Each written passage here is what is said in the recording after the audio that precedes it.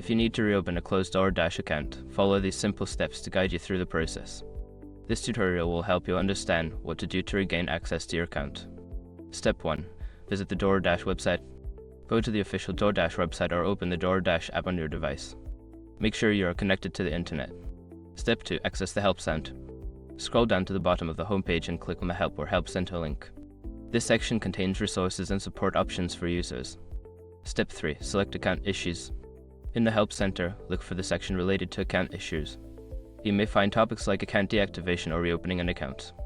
Click on the relevant link to get more information. Step 4. Contact customer support. If you cannot find a solution in the Help Center, look for the option to contact customer support.